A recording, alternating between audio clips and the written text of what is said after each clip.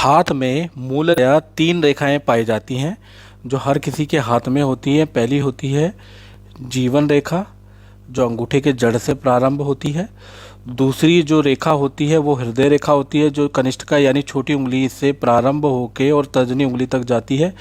और तीसरी जो रेखा होती है मस्तिष्क रेखा, यानी कि ये जो रेखा आपको दिखाई जा रही है ये मस्तिष्क रेखा है। जय माता दी, मेरा नाम पंडित प्रकाश जोशी और आज हम कार्यक्रम में चर्चा कर रहे हैं मस्तिष्क रेखा के बारे में कि मस्तिष्क रेखा क्या होती है, मस्तिष्क रेखा से अपना हाथ से क्या क्या पता चलता है। अधिकतर लोग जो है भाग्य रेखा के बारे में ही जानना चाहते हैं, जो भाग्य रेखा कहाँ होती है और भाग्य रेखा के बारे में ही पढ़ते हैं। और ये होती है भाग्य रेखा जो लाल में मैंने ड्रॉ की है, सीधी जाती है, शनि पर्वत तक जाती है, इसको हम भाग्य रेखा कहते हैं। और अक्सर जो आप लोग कार्यक्रम देखते हैं वो भाग्य रेखा के बारे में देखते हैं। भाग्य के बारे में एक श्लोक कहा गया है, जन्मते जायते शूद्रा भाग्यादिद्विज उच्यते, यानी कि भाग्य जो होता है वो हमें जन्म से ही मिलता है, हम उसमें ज़्यादा कुछ मित्रों कर नहीं सकते हैं। लेकिन हाँ, संस्कार, हमारी शिक्षा, हमारी एजुकेशन और हम जहाँ रहते हैं वहाँ की स्थितियाँ देख के हम क्या है कि अपनी बुद्धि के निर्णय द्वारा अपने आप को अच्छा और बुरा कर सकते हैं, एजुकेशन के अनुसार, विद्या के अनुसार, गुणवत्ता के अनुसार। तो आज हम बहुत इम्पोर्टेंट टॉपिक के बारे में चर्चा करेंगे, वो है मस्तिष्क रेखा। क्योंकि भाग्य तो मित्रों हर किसी को अच्छा मिल जाए ये पॉसिबल नहीं है। संभवतः जैसा भाग्य हमारे प्रारब्ध से हमें प्राप्त हुआ है वैसा ही भाग्य हमें मिलेगा, लेकिन हम अपनी बुद्धि से, अपने ज्ञान से, अपनी वाक शैली से, अपनी वाक पटुता से अपने बुरे समय में भी अच्छा लाभ प्राप्त कर सकते हैं। या फिर आपकी मस्तिष्क रेखा ये आपको बताएगी कि आप कैसे हैं, आप अच्छे निर्णय लेते हैं या गलत निर्णय लेते हैं। तो इसके बारे में आज हम चर्चा करेंगे। आज हम चर्चा कर रहे हैं मस्तिष्क रेखा के बारे में। तो मस्तिष्क रेखा सबसे पहले आप देख रहे हैं, मस्तिष्क रेखा के अंदर तीन प्रकार की रेखाएं पाई जाती हैं, मैं चर्चा कर लेता हूँ। सबसे पहली जो होती है वो उसमें क्या होता है, ये जीवन रेखा है और ये मस्तिष्क रेखा जो कि आपस में जुड़ी हुई होती हैं। अगर मस्तिष्क रेखा ये मैं इसमें डाल देता हूँ, ए को हम मस्तिष्क रेखा कहते हैं, बी को ए को हम जीवन रेखा कहते हैं, बी को हम मस्तिष्क रेखा कहते हैं। अगर ये दोनों परस्पर जुड़ी हो और हृदय रेखा बिल्कुल उनसे अलग हो, जो ये हृदय रेखा है, तो ऐसे में क्या होता है, ऐसे में व्यक्ति अच्छा बुद्धिमान होता है, पढ़ा लिखा जातक होता है। अनपढ़ भी होगा तो पढ़े लिखे जैसी बात करेगा और निर्णय शक्ति ऐसे व्यक्ति की बहुत अच्छी होती है और समय को देखकर ये लोग निर्णय लेते हैं और जीवन में कामयाब होते हैं। पहली स्थिति यही होती है कि जीवन रेखा और मस्तिष्क रेखा जुड़ी हुई है और हृदय रेखा बिल्कुल अलग है।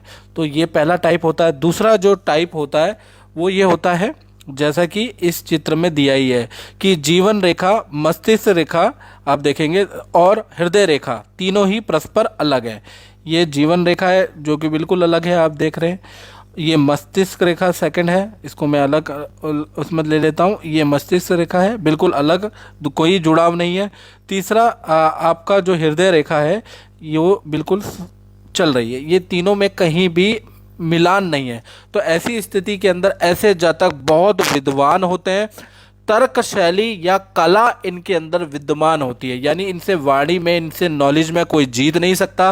साथ ही साथ स्वतंत्र विचारधारा वाले व्यक्ति होते हैं, या तो राजनेता होते हैं या व्यापार में सफल होते हैं। ऐसे व्यक्ति जिनकी तीनों लाइनें जुड़ी नहीं होती, नौकरी करेंगे तो असफल रहेंगे, नौकरी में डिमोशन रहेगा, बॉस इनको देख नहीं पाएगा, अक्सर इनके तबादले होते रहते हैं। कारण क्या है कि स्वतंत्र विचारधारा वाले व्यक्ति होते हैं, बहुत गुणी व्यक्ति होते हैं और कला प्रेमी होते हैं। तो ये ऐसे लोगों को अक्सर नौकरी में ज़्यादा सफलता प्राप्त नहीं होती है। अपना कोई भी स्टार्टअप स्टार्ट करें तो उसमें अच्छा कामयाब होते हैं। जो तीसरी जो रेखा होती है, अब हम तीसरी के बारे में बात कर लेते हैं। तीसरी रेखा जो होती है वो होती है कि जीवन रेखा, ये जीवन रेखा है। और आपकी दूसरी हो गई आपकी मस्तिष्क रेखा, जो कि दोनों मिली हैं। तीसरी स्थिति क्या हो गई आपकी हृदय रेखा, ये भी मिली हुई है। यानी जीवन रेखा, मस्तिष्क रेखा और हृदय रेखा तीनों ही अगर मिली होती है तो ये स्थिति बहुत ही खराब होती है। ऐसे व्यक्ति अपना निर्णय भावुकता में लेते हैं, आज की परिस्थिति को देख के लेते हैं। ऐसे व्यक्ति जल्दीबाजी ज़्यादा करते हैं और ऐसे में क्या होता है, धोखा इनको अक्सर मिल जाता है। अक्सर क्या होता है, लोगों को पहचान नहीं पाते हैं। ब्रेन वॉश ऐसे व्यक्तियों का जल्दी हो जाता है। धन में धोखा खाते हैं, काम में धोखा खाते हैं। ठीक है, जरा जरा सी बात दिल पे चुभ जाती है, ईर्ष्या कर लेते हैं, गलत निर्णय लेते हैं, जल्दीबाजी में निर्णय लेते हैं। तो कारण क्या है कि तीनों रेखाएं एक साथ जुड़ गई हैं। इस वजह से इनका जो दिमाग है वो उससे निर्णय ले ही नहीं जाते, क्योंकि ये ज़्यादातर जो निर्णय लेते हैं ये दिल से लेते हैं। तो ऐसे व्यक्ति ज़्यादा जीवन में असफल रहते हैं, जल्दी ही लोगों पे भरोसा कर लेते हैं और नुकसान होता है। तो ये स्थितियाँ थोड़ा सा खराब है। चौथी अगर स्थिति की बात करें तो अब हम मस्तिष्क रेखा के बारे में बात कर लेते हैं। मस्तिष्क रेखा के 3 प्रकार होते हैं जो मस्तिष्क रेखा शुरू होती है। आप देखेंगे तो पहली जो मस्तिष्क रेखा है, ये मस्तिष्क रेखा ऐसे आती है, ये मस्तिष्क रेखा आई और ये नीचे गिर गई। दूसरी मस्तिष्क रेखा आई, दूसरी प्रकार की होती है जो सीधी जाती है। एक मस्तिष्क रेखा आती है वो मध्य में रहती है, यानी हम इसको नाम ले लेते हैं ए, बी और सी। यानी कि पहली मस्तिष्क रेखा के बारे में हम बात कर लेते हैं जो सीधी, बिल्कुल सीधी जा रही है। यानी हम ए के बारे में बात करें तो ऐसे व्यक्ति तर्क और कला में निपुण होते हैं, विद्वान होते हैं। बी में जाएगी तो सामान्य बुद्धि वाले व्यक्ति होते हैं। सी में अगर चली गई, नीचे की ओर झुक गई अगर आपकी मस्तिष्क रेखा, तो चंचलता बहुत ज़्यादा जीवन में रहेगी, जीवन में अस्थिरता ज़्यादा रहेगी। ऐसे व्यक्ति जल्दीबाजी में निर्णय लेते हैं। तो मस्तिष्क रेखा अगर नीचे की ओर झुकाव हो तो वो गलत होता है। ऐसे में सोच समझ के निर्णय लेना चाहिए। कोई भी आप जीवन में निर्णय ले लें, सोच समझ के आप निर्णय लें और लोगों से कंसल्ट करके निर्णय लें, जल्दीबाजी में निर्णय नहीं लें यदि आपकी मस्तिष्क रेखा नीचे की ओर झुक जाती है। अब एक और परिस्थिति मस्तिष्क रेखा के अंदर होती है, वो मैं चर्चा कर लेता हूँ। वो होती है कि मस्तिष्क रेखा में कोई आड़ी रेखा निकल के मिल जाती है। जैसे ज़्यादातर अधिकतर मस्तिष्क रेखा में गुरु पर्वत से कोई रेखा आके मिल जाती है। तो गुरु पर्वत से अगर रेखा अगर मिल जाए तो ऐसे में क्या हो जाता है कि ईश्वर का ऐसे व्यक्ति के ऊपर हाथ होता है, भाग्य इनको बचा लेता है। कितने ही गलत निर्णय हो, कहीं ना कहीं ये बच जाते हैं, खूब धन, खूब कामयाबी अर्जित करते हैं, कल चाहे कितने ही गलत निर्णय क्यों ना हो जाए, क्योंकि कहीं ना कहीं गुरु पर्वत से जो रेखा आई है, ईश्वर का इनके ऊपर आशीर्वाद, इनके पितरों का इनके ऊपर आशीर्वाद होता है। तो कितने ही गलत निर्णय क्यों ना हो, लेकिन फिर भी इनको ज़्यादा नुकसान नहीं होता। कारण क्या है कि गुरु से एक आड़ी रेखा आ रही है। अब दूसरी रेखा के बारे में बात कर लेते हैं। पहली रेखा ये आती है मस्तिष्क रेखा में। दूसरी रेखा क्या आती है? दूसरी रेखा आती है मस्तिष्क रेखा में शनि पर्वत से कोई रेखा आके टच कर जाए। तो शनि पर्वत से रेखा आना तो बहुत अच्छा नहीं है। ऐसे में हमेशा रोग व्याधि के कष्ट रहते हैं परिवार में। हर 7 साल के अंदर पहले अप आएगा, फिर हर 7 साल में डाउनफॉल आएगा। यानी कि 7 साल अच्छे जाएंगे, 7 साल बड़े तनाव में, डिमोशन में जाते हैं। तो ऐसे व्यक्ति का हर 7 साल के अंदर भविष्य बदलता है, जीवन का स्तर बदल जाता है। 7 साल अच्छे रहते हैं, 7 साल में फिर डाउनफॉल हो जाता है। तो ऐसे ही कह लीजिए संघर्ष में जीवन रहता है, जिसके शनि पर्वत से, यानी जो मिडल उंगली होती है, जहाँ बड़ी उंगली होती है, वहाँ से कोई रेखा मस्तिष्क रेखा को टच कर जाए। देख लीजिएगा आप अपने हाथ में कि आपके हाथ में टच तो नहीं कर रही। और यदि आपके तीसरी स्थिति होती है, रेयरिश स्थिति होती है, सूर्य पर्वत से कोई रेखा निकल के मस्तिष्क रेखा को ज्वाइन कर जाए। ऐसे में क्या होता है कि ऐसे में शेयर, लॉटरी या बड़े किसी आदमी या बड़े सेलिब्रिटी किससे जान पहचान से ऐसे व्यक्तियों का भाग्योदय होता है। और भाग्योदय कोई व्यक्ति इनको या तो अपने पास बुला लेता है या कोई व्यक्ति इनको ऑफर देता है काम करने का, और ये काफ़ी अच्छा राइज करते हैं। यानी आदमियों से, बड़े नामचीन व्यक्तियों से जब ही लाभ हो पाएगा जब सूर्य रेखा मस्तिष्क रेखा से संबंध रखेगी। तो ऐसी स्थिति में अक्सर मैंने देखा है कि बड़े लोग आपको काम देते हैं और या बड़ी कंपनी आपको काम देती है और आपके पास अच्छा काम होता है। तो ये जब होता है, ठीक है जी। और एक और स्थितियाँ होती है मस्तिष्क रेखा में, वो अधिकतर कॉमनली हाथों में पाई जाती है। उसके बारे में चर्चा कर लेता हूँ कि मस्तिष्क रेखा आपकी शुरू हुई और मस्तिष्क रेखा आपकी शुरू होकर ये आपकी मस्तिष्क रेखा है और दो भागों में बढ़ जाती है, ऐसे दो भागों में बढ़ जाती है, ए और बी। तो ऐसे लोग अधिकतर कंफ्यूज ज़्यादा रहते हैं, यानी कि ऐसे व्यक्ति कोई भी निर्णय लेते हैं तो उसमें ये सोचते हैं कि ये निर्णय अच्छा है खराब है, और बहुत डिले करते हैं ऐसे व्यक्ति निर्णय लेने में। कल्पनाशील व्यक्ति होते हैं, सोचते ज़्यादा हैं, करते कम है, आलसपन ज़्यादा रहता है, और उम्र बीत जाती है कि मैं करूं या ना करूं। और उसी वजह से बहुत बार क्या होता है कि अच्छे निर्णय, अच्छे अवसर हाथ से निकल जाते हैं, क्योंकि ये दुविधा में रहते हैं। तो ये स्थिति भी दुविधापूर्ण होती है, जिसके हाथ में मस्तिष्क रेखा के लास्ट अंतिम पोर में दो रेखाओं में बढ़ जाता है, दो शाखाओं में मस्तिष्क रेखा बढ़ जाती है। तो ऐसी स्थितियां हैं। पर्वतों के बारे में कि आपके हाथ में पर्वत क्या रिजल्ट देते हैं, ऊंचे पर्वत क्या फल देते हैं, पर्वत अगर आपका डाउन हो तो क्या बताता है, इसके बारे में चर्चा करेंगे। कुछ निशान भी पर्वतों पे बनते हैं, उसके बारे में भी इस कार्यक्रम में चर्चा करेंगे। और सबसे पहले मैं बताना चाहूँगा कि आपको पर्वत कैसे देखना है। देखिएगा कि आपके हाथ के अंदर अगर देखा जाए तो आपका जो उंगली है, उंगली की जड़ में पर्वत बनते हैं। यहाँ पर उभार सा आ जाता है, तो इसको हम पर्वत कहते हैं। यानी गुरु पे गुरु पर्वत होंगे, ठीक है जी। ये और शनि यानी कि मध्यमा उंगली पे आपका शनि पर्वत होंगे। इसी प्रकार से आपके अनामिका उंगली में सूर्य पर्वत होंगे, और कनिष्ठिका उंगली के अंदर आपके बुध पर्वत होंगे। अब पर्वत ऊंचे और नीचे भी होते हैं, तो सबसे पहले हम चित्र से जानते हैं। जैसे कि आपके सामने चित्र है, इसके अंदर उभार सा आप डीप से देखेंगे तो उभार सा नजर आएगा, तो इसका मतलब ये पर्वत उठा हुआ है। इसी प्रकार से जो ये दूसरा चित्र है, इसमें आप देखेंगे बिल्कुल सपाट है, तो इसमें पर्वतों का उभार नहीं है। तो इसी प्रकार से आपको अपने हाथ में चेक करना है कि आपके हाथ में पर्वत उठे हैं कि नहीं उठे हैं। यदि आपके हाथ में पर्वत उठे हैं या डाउन है तो उसका क्या रिजल्ट है, इस कार्यक्रम में हम चर्चा कर लेते हैं। तो सबसे पहले हम बात कर लेते हैं गुरु पर्वत के बारे में। यानी कि आपका जो तर्जनी उंगली, अंगूठे के बगल में जो उंगली होती है उसको कहते हैं हम तर्जनी। यानी ये जो उंगली है इसको हम कहेंगे तर्जनी उंगली, ये है। और तर्जनी उंगली के मूल नीचे जड़ के अंदर जो होते हैं ये गुरु पर्वत है। अगर आपका गुरु पर्वत अप है, यानी कि ऊंचा है, उभार लिए हुए है, तो मान के चलिए इसे हम अप कह लेते हैं। अगर गुरु पर्वत आपका अप है तो ऐसे में व्यक्ति अपनी मेहनत से करोड़पति होता है, पुत्र संतान का उसको सुख प्राप्त होता है, धार्मिक व्यक्ति होता है, और नौकरी भी करेगा, छोटी पोजीशन पे भी करेगा तो उच्च पदवी वाला होता है। ऐसे व्यक्ति को 32 साल के बाद पद, धन और भूमि का लाभ होता है।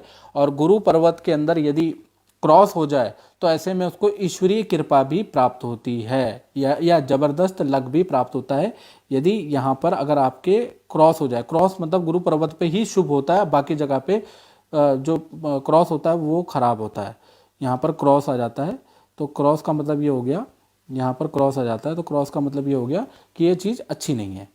लेकिन गुरु पर्वत पे क्रॉस को शुभ माना जाता है। ऐसे में भाग्य व्यक्ति का काम करता है, और क्रॉस होने का मतलब ये भी हो गया कि ऐसा व्यक्ति देश विदेश में सेटल्ड भी होता है और अच्छा धन होता है उसके पास।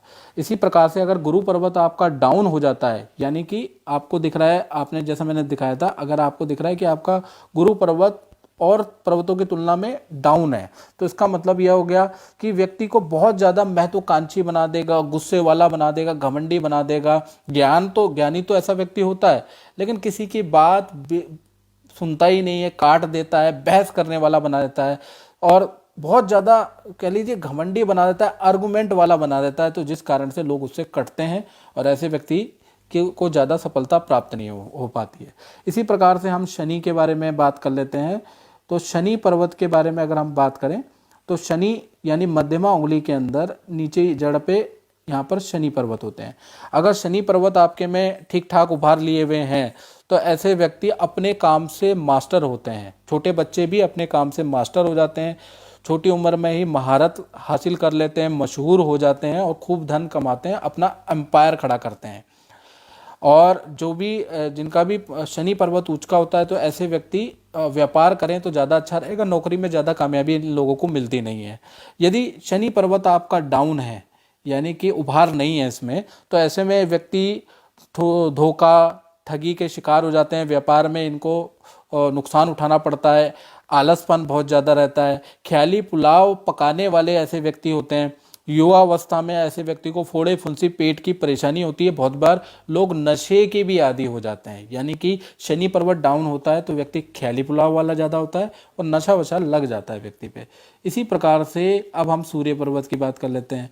तो जो अनामिका उंगली है, यानी जिसे रिंग फिंगर कहा जाता है, जिसमें शादी की रिंग पहनी जाती है, उसके नीचे आपके सूर्य पर्वत होते हैं। अगर सूर्य पर्वत आपके अच्छे हैं, अप हैं, आप उभार लिए हुए सूर्य पर्वत का पर्वत है ये, तो मान के चलिए कि ऐसा व्यक्ति गवर्नमेंट में होता है या किसी संस्था से जुड़ा हुआ होता है, जैसे पॉलिटिकल पार्टी हो गई, किसी संस्था से जुड़ा हुआ होता है, उस पर अच्छे पद पे होता है। और ऐसा व्यक्ति सामाजिक व्यक्ति होता है, अच्छा उसको पत्नी सुख प्राप्त होता है, जो कि पति पत्नी एक दूसरे पे जान लुटाने वाले होते हैं, और खेलने घूमने का जबरदस्त शौकीन होता है। यानी कि ऐसे व्यक्ति जिनका गुरु पर्वत यानी सूर्य पर्वत अच्छा होता है, तो ऐसे व्यक्ति मिनिस्टर भी हो जाते हैं, मंत्री भी हो जाते हैं, विधायक भी हो जाते हैं, गवर्नमेंट में ठेकेदार भी होते हैं, या फिर किसी संस्था के अंदर अच्छे पद पे होते हैं। सूर्य पर्वत, अगर सूर्य पर्वत में अगर रेखा आ जाती है तो ये तो चार चांद है। सूर्य रेखा कैसे आती है मित्रों, मैं आपको मैं बताता हूँ। अगर आपके हाथ में सूर्य रेखा भी आ जाती है, सूर्य रेखा यहाँ से आती है, सूर्य रेखा ऐसी लंबी सी अगर आपके हाथ में रेखा है, जो छोटी भी होती है पतली पतली, लेकिन बड़ी को रेखा मानना चाहिए। जितनी बड़ी सूर्य रेखा होगी उतना व्यक्ति को यश होगा, लेकिन उसका लाभ जब भी मिलेगा जब या तो वो गवर्नमेंट में अप्लाई करेगा, या फिर किसी पॉलिटिकल पार्टी में अप्लाई करेगा, या फिर किसी संस्था में कोई निवेदन करेगा। अगर घर में बैठे हैं और सूर्य पर्वत से सोच रहे हैं कि नाम हो जाएगा, तो कहते हैं ना कि करत करत अभ्यास के जड़मति होत सुजान, यानी कि अभ्यास तो आपको करना पड़ेगा। हाथ में रेखाएं अच्छी होने का मतलब कतई ये नहीं है कि आप प्रयास ही नहीं करेंगे, प्रयास करना ही पड़ेगा। प्रयास करेंगे तो रिजल्ट मिलेगा, याद रखिएगा। नहीं तो घर बैठे आपके बहुतों के कुंडलियों में राजयोग होते हैं, लेकिन व्यक्ति कुछ करेगा ही नहीं तो कहाँ से राजयोग होगा। जब करेगा, प्रयासरत रहेगा, तभी उसको रिजल्ट मिलेगा, याद रखिएगा।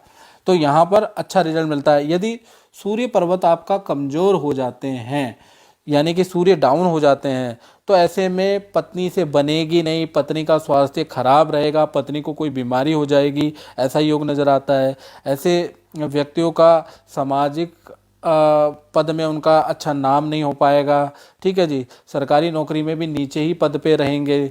कुल मिला के ऐसा व्यक्ति कहीं ना कहीं उसको सूर्य अगर डाउन होगा तो पूरा अच्छा रिजल्ट नहीं मिल पाता है। या और नेत्र की बीमारियां होंगी, बालों की बीमारी होगी, बीपी की प्रॉब्लम हो जाएगी अगर सूर्य पर्वत आपका कमजोर होगा। इसी प्रकार से अब हम बात कर लेते हैं बुध पर्वत की। जो बुध पर्वत छोटी उंगली के यहाँ पर होता है जड़ पे, और अगर ये उठा हुआ है तो आपको क्या कर देखना है कि अगर आपका उठा है तो आप वाणी और बुद्धि में बड़े तीव्र हैं। ऐसे व्यक्ति अधिकतर व्यापार में सफलता इन व्यक्तियों को मिलती है, या वाणी के काम में, लेखन के काम में, कंसल्टेंसी के काम में ये बहुत आगे होते हैं, यात्रा के शौकीन होते हैं।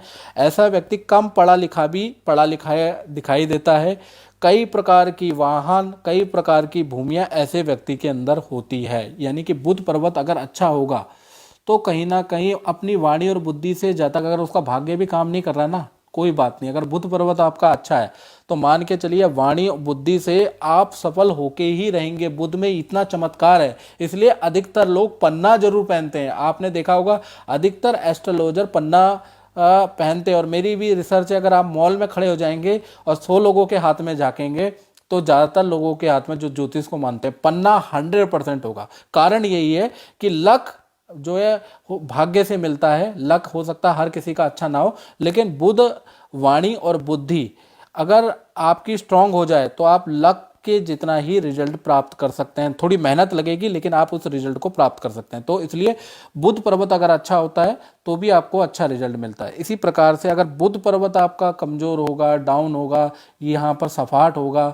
तो कह लीजिए कि ऐसे में व्यक्ति के अंदर कर्जा हो जाएगा, पुश्तैनी मकान उसका बिक जाएगा। इसी प्रकार से वाणी में फंबल आ जाएगा, या तो तोतला करके बोलेगा, या धीमा बोलेगा, या लेट बोलेगा। तो वाणी में कोई ना कोई हल्की फुल्की प्रॉब्लम रहेगी, धारा प्रवाह नहीं बोल पाएगा, याद रखिएगा। इसी प्रकार से अब बात कर लेते हैं शुक्र के बारे में, इसके बारे में चर्चा कर लेते हैं। शुक्र जो पर्वत, ये जो अंगूठे के नीचे जो होता है ना, ये जो स्थान, इसको देखना है। अगर ये स्थान आपका ऊंचा है, यानी कि शुक्र पर्वत आपका ऊंचा है, तो कुल मिला के कोई ना कोई कला व्यक्ति के अंदर विद्यमान होगी जो उसको यशी बनाएगी। या तो उसमें गाना गाता होगा ऐसा व्यक्ति, या कोई बजाता होगा, या कोई ना कोई कला विद्यमान होती है, या खाना बनाने की उसके अंदर बहुत अच्छी कला होगी, या कपड़ा पहनने की ड्रेसिंग सेंस बहुत ज़बरदस्त होगी। तो कोई ना कोई कला उसके साथ जन्मजात होगी, या कोई इंस्ट्रूमेंट बजाने की, या कुछ ना कुछ करने की। ठीक है, ऐसे व्यक्ति जिनका शुक्र पर्वत अच्छा होता है, तो ऐसे व्यक्ति बहुत प्रतिष्ठा वाले व्यक्ति होते हैं। नौकर चाकर का सुख इनको प्राप्त होता है, और 29 वर्ष के बाद ही इनका भाग्योदय होता है। 29 साल से पहले तो इनका बड़ा स्ट्रगल रहता है, और 29 के बाद अच्छा इनके पास धन्य हो जाता है। लेकिन अगर अगर याद रखिएगा, शुक्र पर्वत आपका अच्छा है, लेकिन अगर ये चीज़ आपके हाथ में हो गई तो शुक्र पर्वत भी कुछ नहीं कर पाएगा। अब वो क्या चीज़ है उसके बारे में चर्चा कर लेते हैं। अगर शुक्र पर्वत अच्छा भी होने के बावजूद भी यदि शुक्र पर्वत पे आपके जाले हो गए, यानी कि इस स्थान पे अगर आपके ऐसे जाले हैं, तो मान के चलिए ऐसे में व्यक्ति डिप्रेशन का शिकार हो जाता है, बहुत बार अपने से बातें करने लग जाता है, उसको मरे हुए लोग दिखाई देने लगते हैं, भूत प्रेत से ग्रसित हो जाते हैं, नींद नहीं आती है, और ऐसे में व्यक्ति बुरी संगत में भी फंस जाता है क्योंकि कंफ्यूज हो जाता है। तो ऐसे में क्या हो जाता है कि अगर यहाँ पर जाले हैं तो ये खराब स्थिति है। चाहे पर्वत अच्छा भी हो तो भी ये खराब स्थिति है, आदमी को मेंटल रोगी बना देती है। यदि आपका शुक्र पर्वत सपाट है, डाउन है, जाले की तो बात अब छोड़ देते हैं, अब अगर आपका शुक्र पर्वत सपाट है, डाउन है, तो ऐसे में क्या स्थिति होगी इसके बारे में चर्चा कर लेते हैं। ऐसे में व्यक्ति को त्वचा रोग होंगे, प्रेम में धोखा मिलेगा, बुरी संगत में जाने के योग होते हैं, शराब पीता है, गलत संगत में रहता है, माता पिता से बहस करता है, और जीवन में एक बार व्यक्ति कह लीजिए कि उसका अपयश होता है। उसके कारण क्या होता है, शुक्र पर्वत अगर आपका डाउन होगा तो ये सपाट होगा, या तो सपाट होगा या यहाँ पर कोई तिल होगा, तो तिल होना भी अच्छा नहीं माना जाता है। तो ऐसे में क्या होता है, जो भी आप अच्छा काम करेंगे तो आपको लज्जा ही मिलेगी। आप भी देखेंगे कि मैं अच्छा काम कर रहा हूँ, अच्छा खाना बना रही हूँ, या अच्छा चीज़ें कर रहा हूँ, उसके बावजूद भी मुझे यश प्राप्त नहीं हो रहा। उसका कारण क्या है कि आपके हाथ में या तो तिल है या आपका शुक्र पर्वत डाउन है। तो आज हमने चर्चा करी कि पर्वतों के बारे में, कि पर्वत कैसे देखे जाएं, पर्वतों के क्या रिजल्ट होते हैं, और ये मेरे एक्सपीरियंस के अनुसार। अगर आपको ये कार्यक्रम अच्छा लगा तो आप कमेंट में लिखिएगा कि ऐसी कार्यक्रम आपको चाहिए, क्यों आपको ये कार्यक्रम अच्छा लगा, और अच्छा लगा तो शेयर भी कीजिएगा, सब्सक्राइब भी कीजिएगा, लाइक भी कीजिएगा। जय माता दी मित्रों।